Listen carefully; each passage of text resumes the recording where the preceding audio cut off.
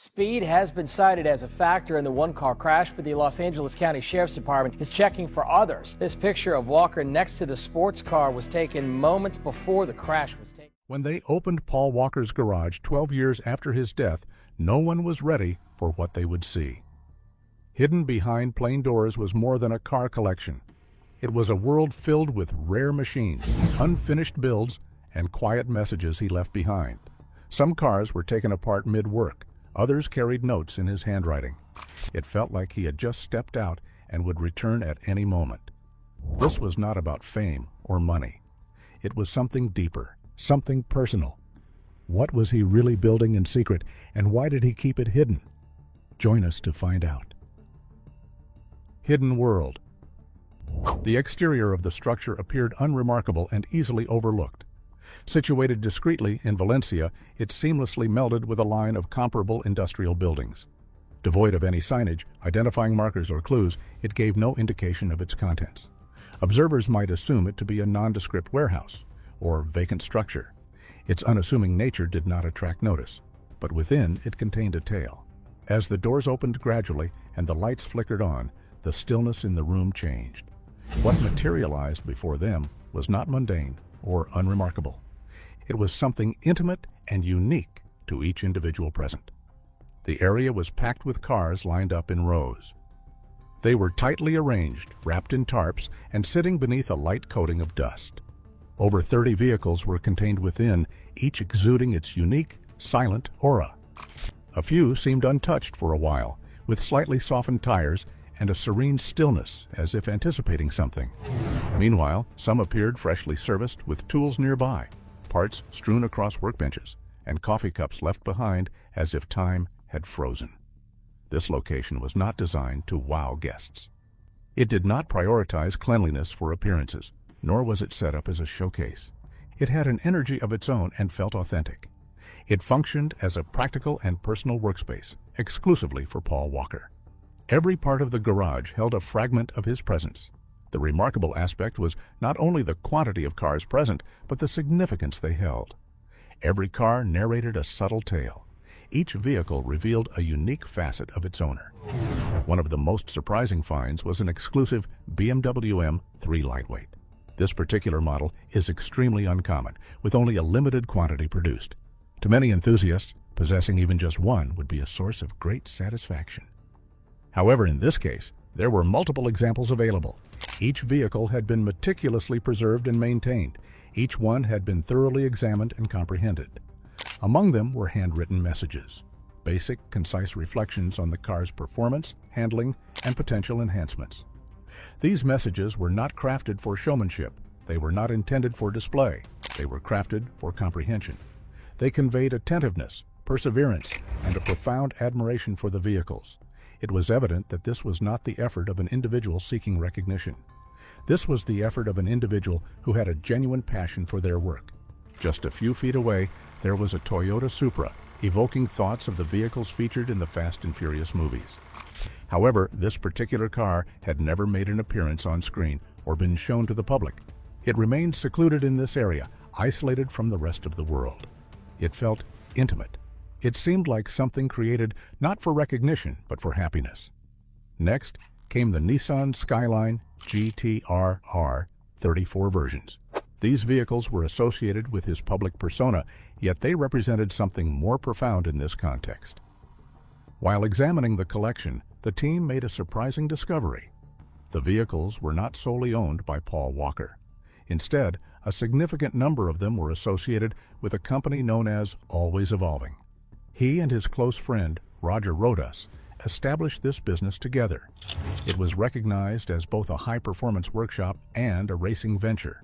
Despite appearing ordinary, it also functioned as a holder for precious assets, such as the vehicles stored in the garage. During his lifetime, this building did not pose any issues. It facilitated seamless operations and safeguarded his personal space. After he passed on, things got more complex. Legal teams started examining documents and ownership records, uncovering a revelation that had a significant impact. Contrary to popular belief, most of the cars thought to be his personal property were actually registered under the company's name. Furthermore, the company's financial stability was also called into question. All of a sudden, everything became complex. The garage, once a serene sanctuary, transformed into a hub of confusion. It now housed a multitude of uncertainties, with each car representing a bigger concern. Who owned the vehicles was no longer clear, and accountability was lacking. A protracted and arduous legal battle ensued.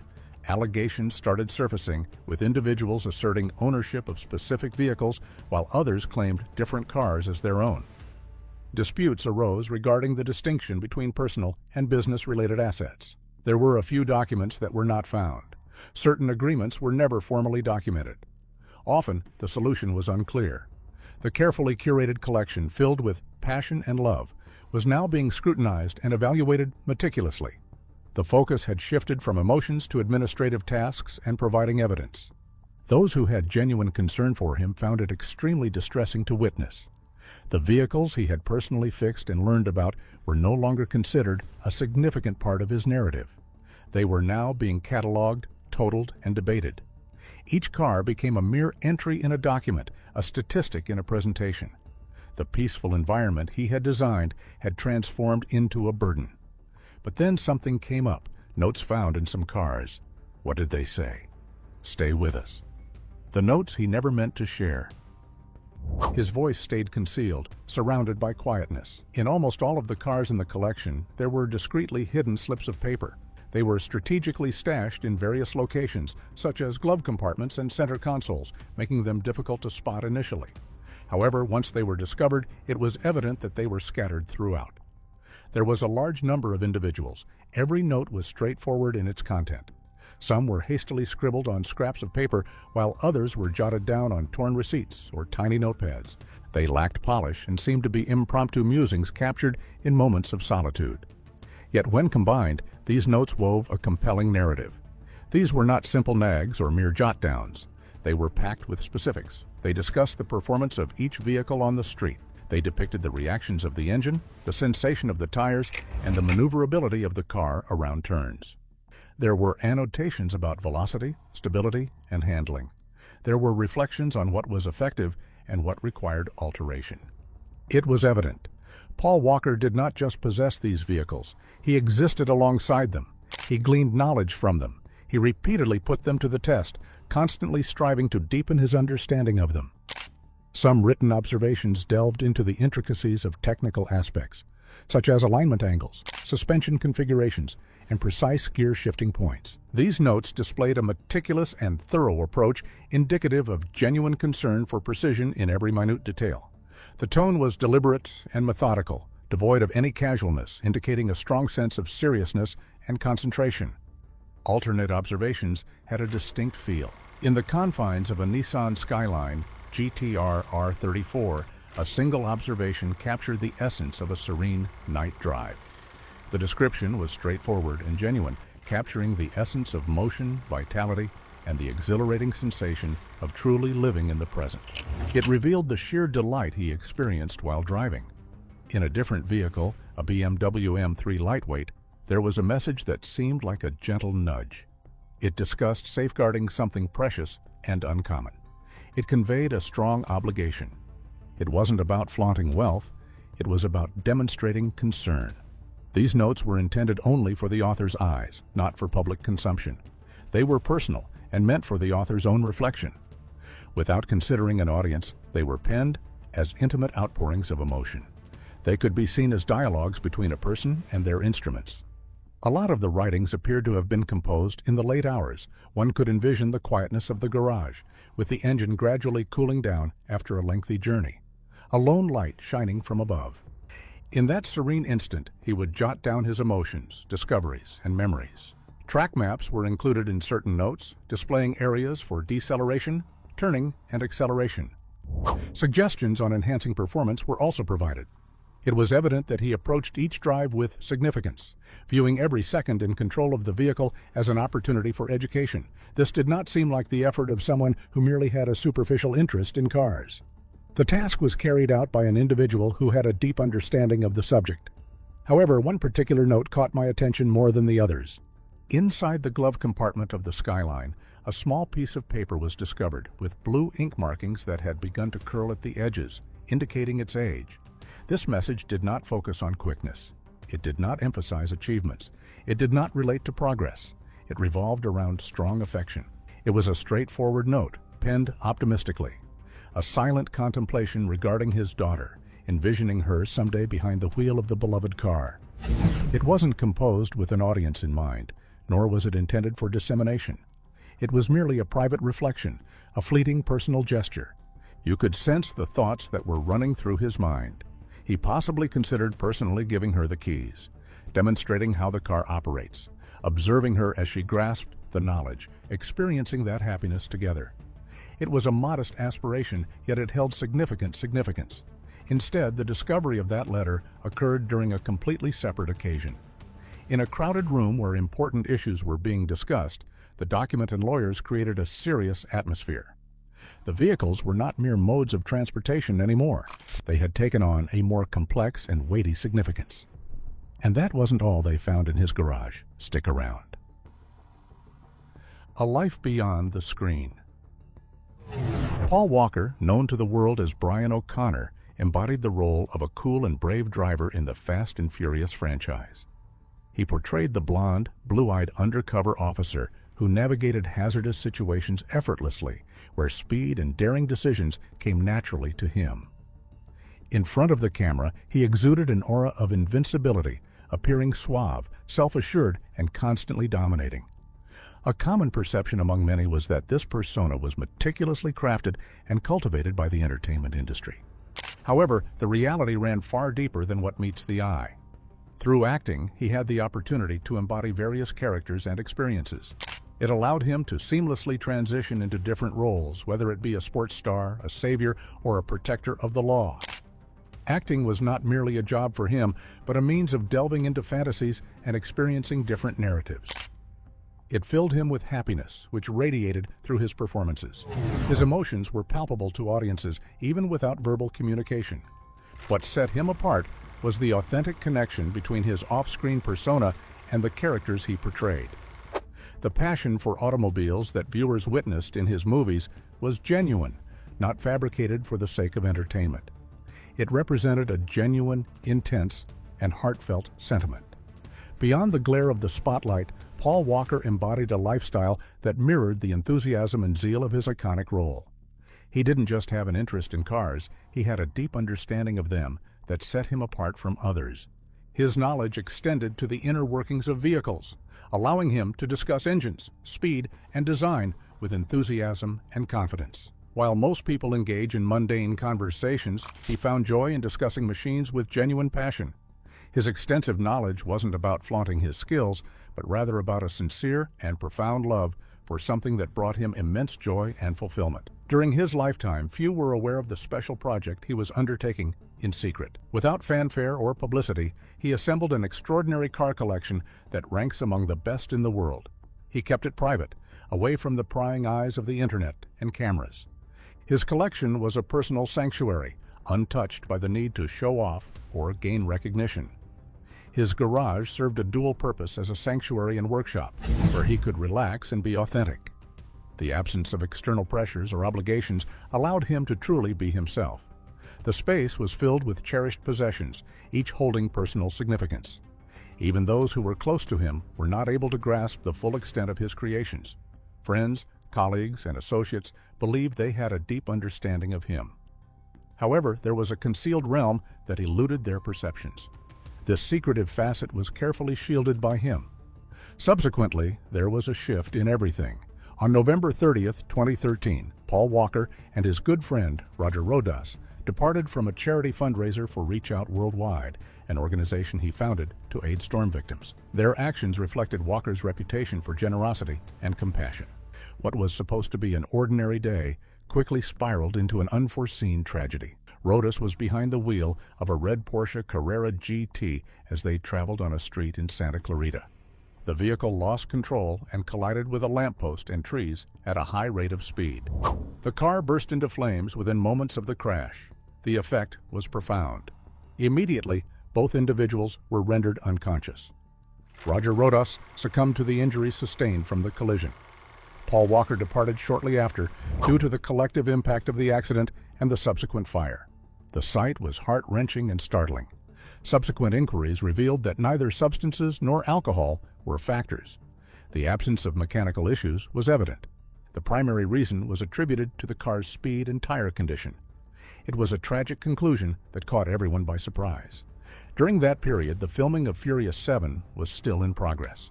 The production had to be stopped to allow the team to grieve and support his family. There was a collective pause in the world as supporters, companions, and other actors expressed their sorrow. After his death, he was cremated and buried at Forest Lawn Memorial Park. The solemn goodbye honored a man who had impacted numerous people.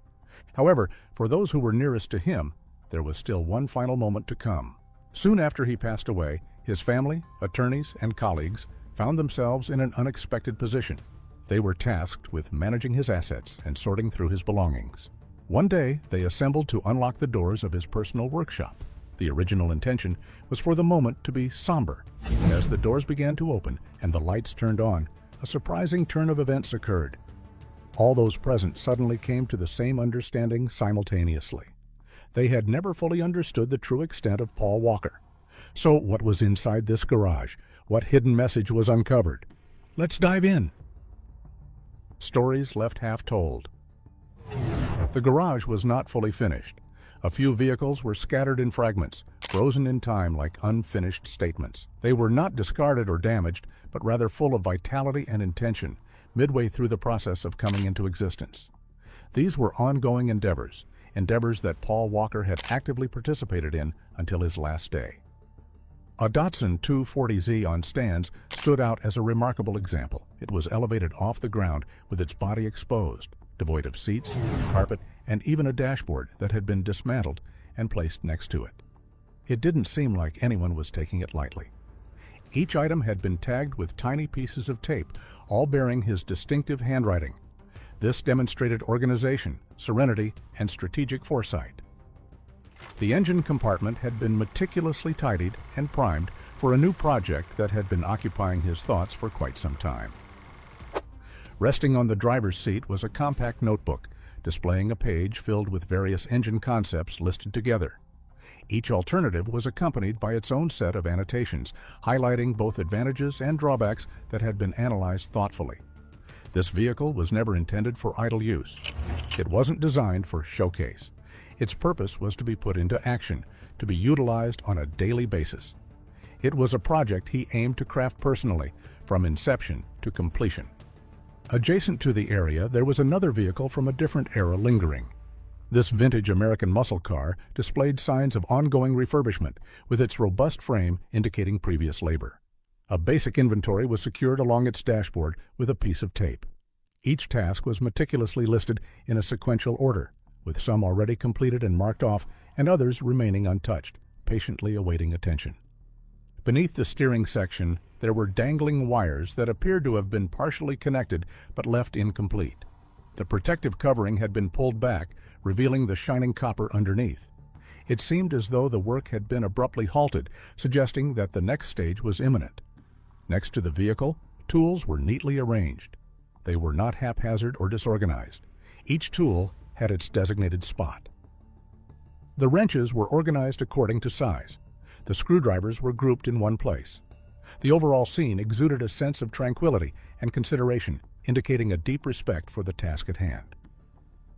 These incomplete vehicles may appear disorganized to those without knowledge.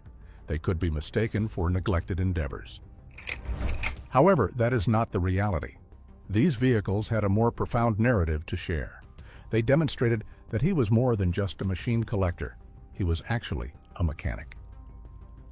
He devoted many hours to his work in that area, with intense concentration and silence.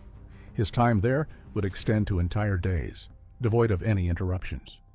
He would turn off his phone and shut the door, immersing himself in the sounds of tools and the soothing music playing in the background.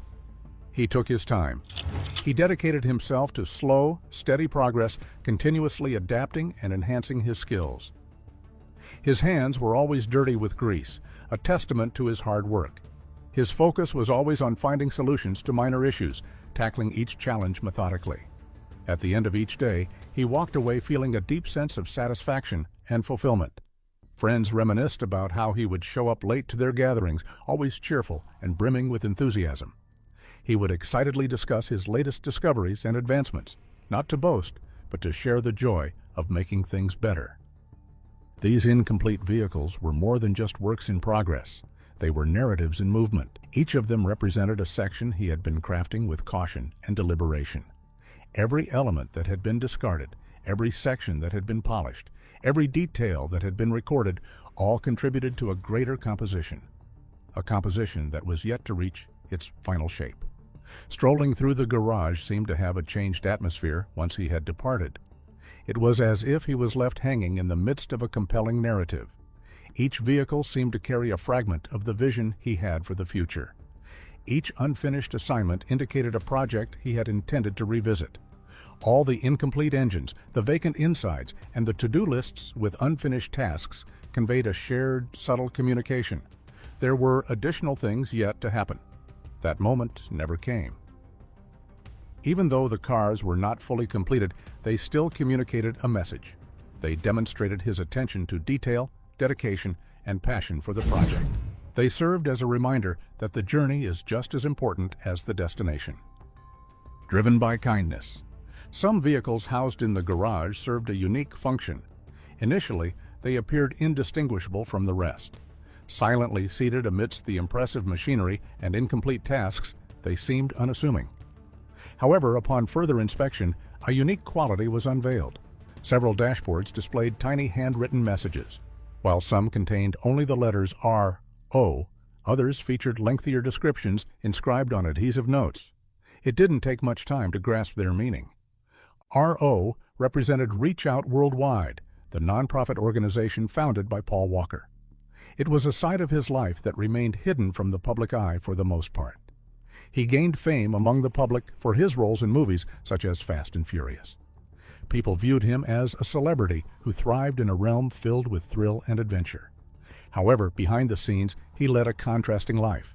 Instead of seeking attention, he preferred to assist others in humble and discreet ways. During times of crisis, he never hesitated to lend a hand. In 2010, following a devastating earthquake in Haiti, he immediately joined relief efforts. Collaborating with fellow volunteers, he assisted in distributing aid and aiding disaster victims. His actions were selfless, and without seeking recognition, he just did what needed to be done. In 2013, he traveled to the Philippines when a powerful typhoon struck, joining the teams he had previously assembled. He distributed supplies, removed rubble, and assisted individuals on the ground.